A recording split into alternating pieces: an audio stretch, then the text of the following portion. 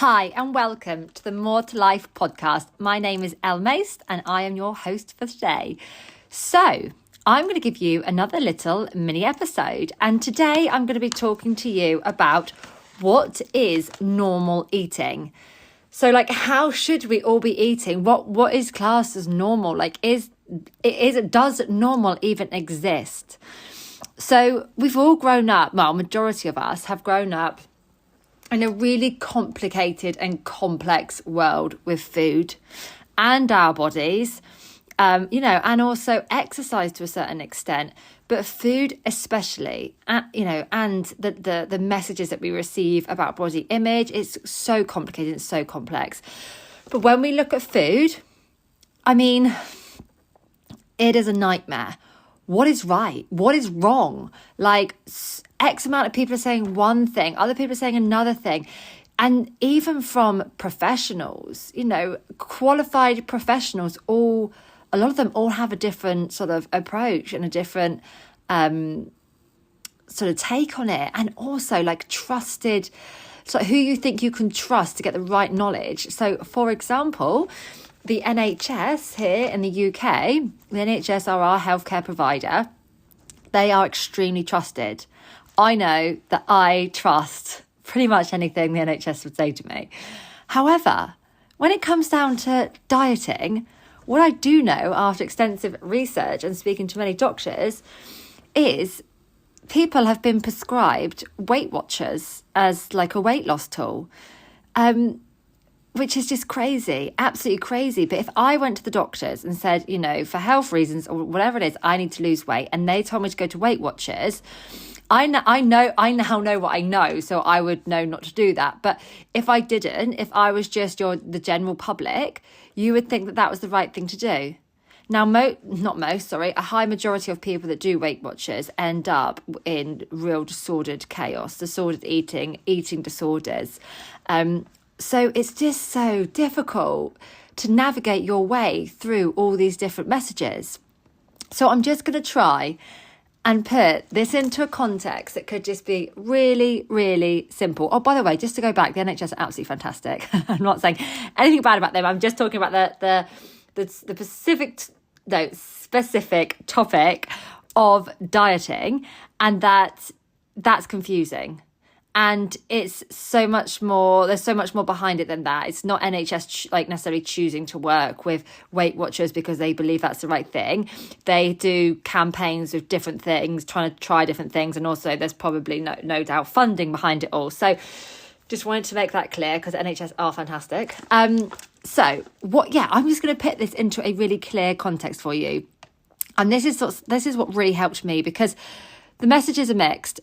My old opinion was very much that normal kind of equaled clean.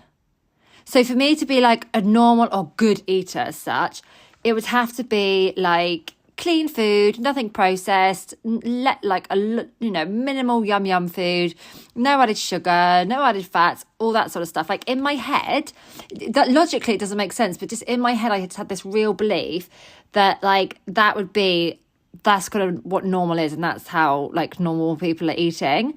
No, clean eating is, real kind of in the same area as the orthorexia, where we can get completely obsessed with making sure that we know everything that goes into our bodies. And if you're quite hooked on clean eating and you are struggling with orthorexia, you'll really struggle in life, because you'll go to, say, a restaurant or a cafe and you won't know exactly how, say, the bread was made. And so that you would find that really difficult to then sit and relax and eat it. And, it's a nightmare when you're with friends. So that was my old opinion. I'm just interested to know, what is your opinion on normal eating? What do you think normal eating is? Because I also, in my disordered eating days, I would look at other people and be so envious of the way that they would eat. And I'd think, I just want to eat like that. Why can I not eat like that? I would see people choose the burger and chips when they were out with their friends, and they just seem to, on the surface, obviously we never really know, they just seem to enjoy it and eat it. And there didn't seem to be much sort of issues with that. Now, we never do know, because there would have been some people saying that about myself as well, because I hid it really well some of the time. Others hide it really well sometimes. So you never really know what's going on. But I just always remember that really strong feeling of, I just want to eat like you. I just want to eat like this. I just want to be normal. So, normal. What is normal? If you can eat generally 80% of the time more nutritious food, healthy food, and then more like 20% of the time, you can have some less nutritious food. But when you do eat this less nutritious food, there's no moral dilemma, because that's not normal. It's not normal to, well, it shouldn't. It is actually the new normal, but it shouldn't be. So what is normal for a lot of people now is kind of like healthy eating, then having something that's less nutritious, and having like a big dilemma over it. How am I going to burn that off? I can't believe I've eaten that. That was my naughty food. Oh, fuck it. I just going to go into all or nothing now. Oh, you just feel guilty. You just have this underlying feeling of guilt as it goes, as the day goes along. That's become normal, which is really, really sad. But that's not what normal should be. Normal should be being able to eat less nutritious food, or yum food as we call it, enjoy it, stop when we've had enough, and carry on with our day. And then the next time we fancy a bit of yum food, we'll have it again with no moral dilemma. So this is kind of linked to intuitive eating. Now, intuitive eating is a big thing at the moment, but it's also, I think it's misunderstood a lot. I know a lot of people that think if they start intuitive eating, they're going to gain loads of weight, because if they eat when they want to, they're going to eat all the time. And I remember thinking this a lot about myself. Like, if I let go of my food rules and I eat when I want to, I will go crazy. Now, you may do for a day or two. You may do for a week or two if you let go of all your rules. But actually, it then, once you do start to become an intuitive eater, actually for most, well, I can't say that because everyone's so different, but you then get into your own natural rhythm, your metabolism starts burning more. And how to do that is really looking at like an intuitive eating scale, which is 0 to 10. And if you can stay in between 3 and 7 for a majority of the time, that's fantastic. So 0 and 1 are like absolutely starving, you're hangry, you can't focus, you feel really low mood. 2 is like, I'm hungry, like I'm getting irritated. And 3 is where you should be eating. You shouldn't go below a 3. You should never get to that hangry level. 4 is like a great time for a snack or yum food. 5 is like, you can take it or leave it, 6 is you're kind of coming down off your food and you're good. You're all good. You don't need anything. 5 and 4 would be a good place to go for like a bit of cake and a coffee, for example. 7 is satisfied. Now, 7, you should stop eating. We do as a nation often eat, well, not even as a nation, as all over the place. We often eat till an 8, which is overfull. And 9 would be like, Christmas Day full.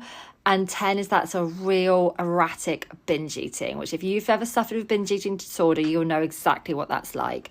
So if you can stay between 3 and 7, your blood glucose levels are going to be regulated. You're going to reduce these sugar spikes all over the place, but you should be really intuitive there. So you should start to get hungry at 3, eat, get satisfied, wait 3-4 hours, listen to your hunger and fullness cues and eat again. That should really be sort of normal eating. However, let's say you're a 4 or a 5 and someone offers you a yum food. You say yes and you take it, but you eat it until you know that that's kind of enough for you, as opposed to overeating it, going into the all or nothing mentality.